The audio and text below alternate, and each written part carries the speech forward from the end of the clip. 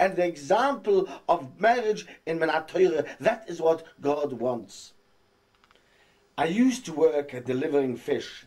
I worked for somebody at a fish shop, and I used to come up to Rebbetzin Sternbuch. That is the mother of the Rabbi Sternbuch from the Eder Chedes, and the mother of the other Sternbuchs in Antwerpen, and different people, different rabbis, which had a lot of Talmidei Chachomim, children and grandchildren, Talmidei Chachomim, big Talmidei Chachomim.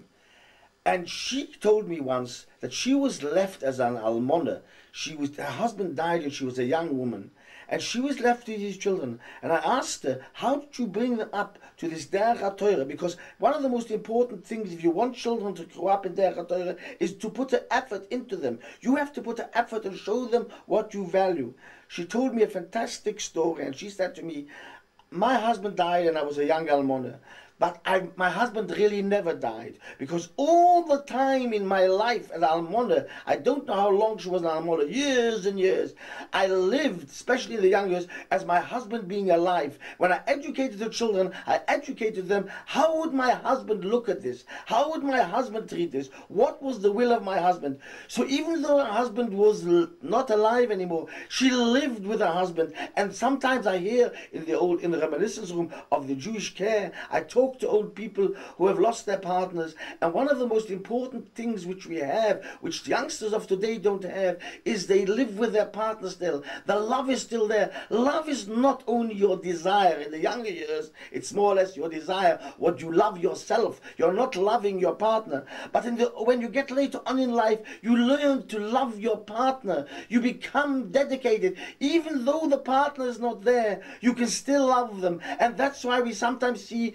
almonas who are sometimes 30, 40 and 50 years, Rachmana litzlan almonas, and they live with their partner being there in their minds because they really love this person. They've been dedicated to this person and wanted to do their life together. But God took them and parted them. But the point is in life is building a life together, doing the will of your husband. A woman must do the will of her husband. One of the most important points in the Jewish married life is that a husband should not stray and look somewhere else. God forbid where he mustn't look.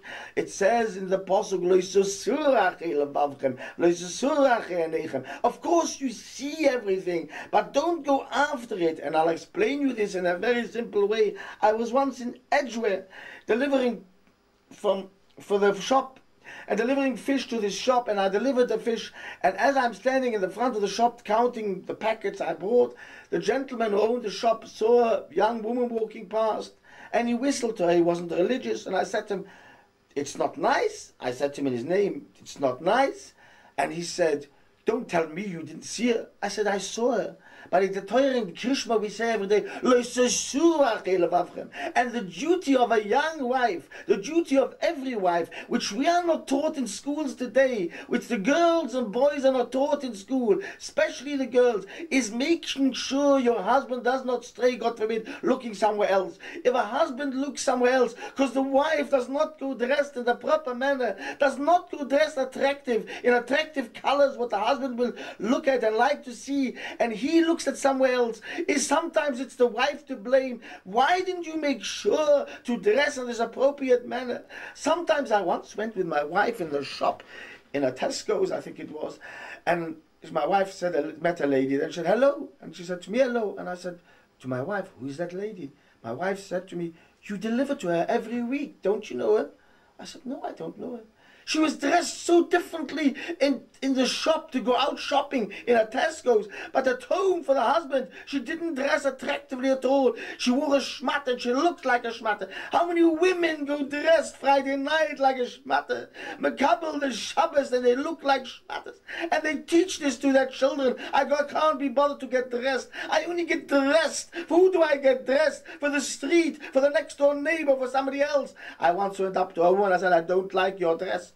She said, "It's not your business. I dress for my husband." I said, "No, you do not dress for your husband. You dress for me. Because when you dress for your husband, at home you look like a schmatter with a tichel and a housecoat. You go around Shabbos, Friday night, and the whole time you go around a tichel and a housecoat. You never dress for your husband. You're dressing for me, and I'm telling you I don't like it."